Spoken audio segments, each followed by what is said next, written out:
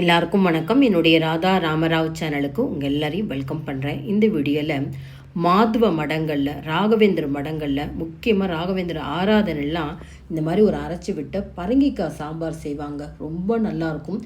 அதை தான் உங்களோட ஷேர் பண்ணிக்க போகிறேன். ரொம்ப ட்ரெடிஷ்னல் ரெசிபி. அரைச்சி விட்ட சாம்பார் அப்படின்னாலும் சாம்பாருக்கு வறுத்த பொருட்களை தண்ணி விட்டு அரைக்காமல் பொடி பண்ணி சேர்க்க போகிறோம். இது ஒரு டேஸ்ட் கொடுக்குங்க. இந்த வீடியோ முழுக்க ஸ்கிப் பண்ணாமல் பாருங்கள். மாதுவ மடத்து சாம்பார் எப்படி செய்யலாம் அப்படிங்கிறத பார்க்கலாம்.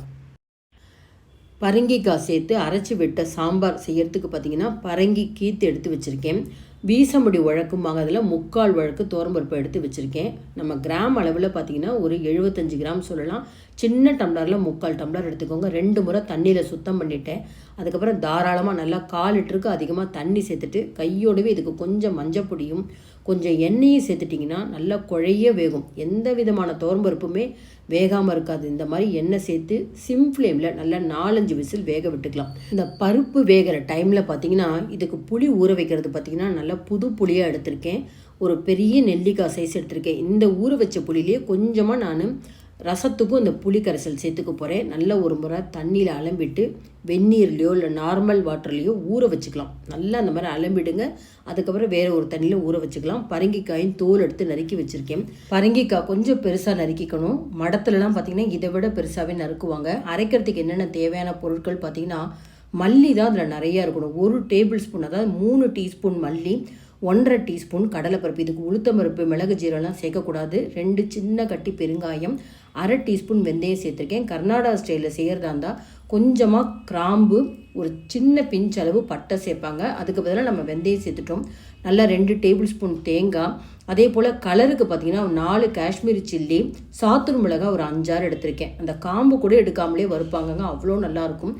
எண்ணெய் சூடானோடனே 2 சின்ன பீசி பெருங்காயம் தான் நான் எப்போதுமே பயன்படுத்துவேன். 2 பீஸ் எடுத்திருக்கேன். எண்ணெயில் பொரிஞ்சோடனே இந்த மிளகாயை சேர்த்துக்கலாம். மிளகாய் நல்லா எண்ணெயில் வறுபடணும். அதே சமயத்தில் தீஞ்சு போகாத அளவுக்கு நம்ம கரண்டியால் மிக்ஸ் பண்ணிகிட்டே இருந்தால் ஒன்று போல் அந்த எண்ணெயில் பொரியும். அடுத்தது பார்த்திங்கன்னா நம்ம எடுத்து வச்ச அந்த 3 டீஸ்பூன், அதாவது 1 டேபிள் ஸ்பூன் மல்லி லேசாக எண்ணெயில் அந்த கோட்டிங் ஆனோடனே இந்த கடலைப்பருப்பையும் சேர்த்து விடலாம்.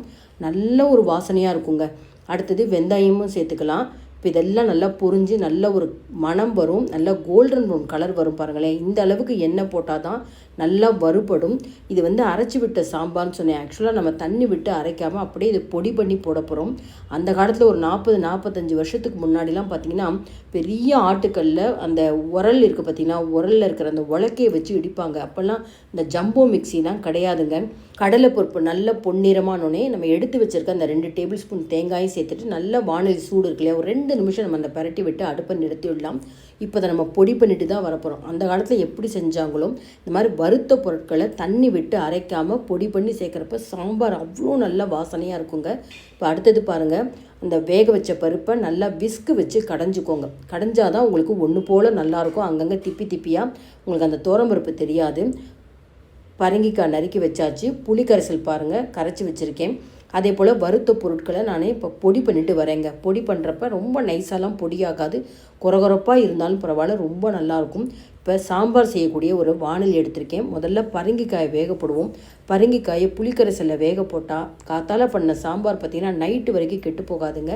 1 கப்பு புளிக்கரைசல் எடுத்தோம் அப்படின்னா ஒரு 1.5 கப்பு நார்மல் வாட்டரை சேர்த்துட்டு 1 டீஸ்பூன் கல்லுப்பு சேர்த்து முதல்ல இந்த பரங்கிக்காய் நல்லா வேகணும். அதனால் லிட்டு போட்டு மூடி ஒரு 5 நிமிஷத்தை நல்லா வேக விடலாம். அதுக்குள்ளே பாருங்கள், நான் இந்த வறுத்த பொருட்களை பொடி பண்ணிட்டு வந்திருக்கேன். பார்த்திங்களா, கொரகொரப்பாக தாங்க இருக்கும். ஆனால் அந்த சாம்பார் ரொம்ப நல்லாயிருக்கும் பார்க்குறதுக்கே. இப்போ அடுத்தது பார்த்திங்கன்னா பரங்கிக்காய் வெந்து தான் செக் பண்ணிக்கலாம். பரங்கிக்காய் வெந்த உடனே நம்ம இப்போ பொடி பண்ணி வச்சுருக்கிற அந்த பொடியை சேர்க்கணும். நல்லா பதமாக வெந்திருக்குங்க. கரைஞ்சி போகாத அளவுக்கு நம்ம வேக வச்சு எடுத்துக்கணும். இந்த பொடி பண்ண அந்த வறுத்த பொருட்களை அப்படியே சேர்த்து விடலாங்க. சேர்த்துட்டா உங்களுக்கு டக்குன்னு கெட்டி போட்டுடும். அதனால் கொஞ்சம் இப்போ நம்ம தண்ணி விட்டுக்கலாம். இந்த ஜாரில் கொஞ்சம் தண்ணி விட்டு நான் சேர்த்துக்கிறேன். 2 நிமிஷம் கொதிச்சா போதும். இந்த வறுத்த பொருட்கள் நம்ம புளிக்கரைசலோடு சேர்த்து கொதிக்க விடுறப்ப 2 நிமிஷம் கொதிச்சா போதும். இப்போ இந்த மாதிரி பொடி பண்ணுறதுனால நம்ம இந்த புளிக்கரைசல் சேர்க்குறப்ப கட்டி தட்டுமானா கட்டி தட்டாது. நல்லா வறுத்துட்டாலே உங்களுக்கு கட்டியே தட்டாதுங்க.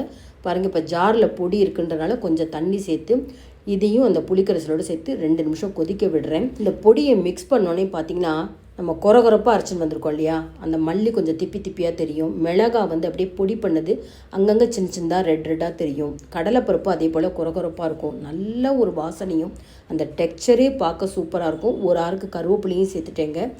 2 நிமிஷம் இது நல்லா ஒரு அளவு கொதி வந்தால் போதும். உடனே நம்ம அடுத்தது வேக வச்சு ரெடியாக எடுத்து வச்சுருக்கேன் இந்த பருப்புகள் சேர்த்துக்கலாம். பருப்பையும் சேர்த்துட்டு இந்த பாத்திரத்தில் கொஞ்சம் பருப்பு இருக்கிறனால அதில் கொஞ்சம் தண்ணி சேர்த்துக்கிறேன். அரைச்சி விட்ட சாம்பார் அப்படிங்கிறப்ப கொஞ்சம் தண்ணியும் சேர்த்துக்கணும். அதே சமயத்தில் அதிக அளவு தண்ணி இருந்துருச்சுன்னா கொதிச்சதுக்கப்புறம் நம்ம அடுப்பை விட்டு இறக்குறப்புறம் மேலே தண்ணி நிற்கும். அது மாதிரி நிற்காத அளவுக்கு நம்ம பார்த்து தான் கொஞ்சம் கொஞ்சமாக தண்ணி சேர்க்கணுங்க. இந்த மாதிரி தண்ணி சேர்த்து திரும்பவும் கொதிக்கட்டுங்க. இந்த மாதிரி சாம்பார்லாம் பார்த்திங்கன்னா அதாவது ஸ்பெஷல் டேஸ்ன்னு சொல்லலாம். அமாவாசை டைமில் மகாலயபட்சத்துலலாம் ஆல்ரெடி பொடிச்சு வச்ச அந்த சாம்பார் பொடியெலாம் நாங்கள் யூஸ் பண்ணவே மாட்டோம். அப்பப்போ வறுத்து அரைச்சி தான் சாம்பார் பண்ணுவோம் மடி சமையலுக்கெல்லாம். அதனால் அந்த மாதிரி சமயங்களில் இந்த மாதிரி ஒரு வறுத்து அரைச்சி அது பரங்கிக்காய், பூசணிக்காய், மிக்ஸ்டு வெஜிடபிள் எல்லாமே சேர்த்து இந்த மாதிரி ஒரு சாம்பார் பண்ணால் ரொம்ப நல்லாயிருக்கும். அவசியம் இந்த வீடியோ பார்த்தோன்னே ராயர் மடத்து சாம்பார் அப்படின்னு சொல்லுவாங்க. இந்த மாதிரி ஒரு சாம்பார் செஞ்சு பாருங்கள். இதுக்கு பார்த்திங்கன்னா ஒரு தாளிதம் சேர்க்கணும். அதுக்கு நல்லா 2-3 டீஸ்பூன் எண்ணெயில் கொஞ்சம் கடுகு, அதாவது 1 டீஸ்பூன் கடுகு, 1 டீஸ்பூன் உளுத்தம்பருப்பு சேர்த்துட்டு 2 மிளகாயும் சேர்த்துக்கிறேன்.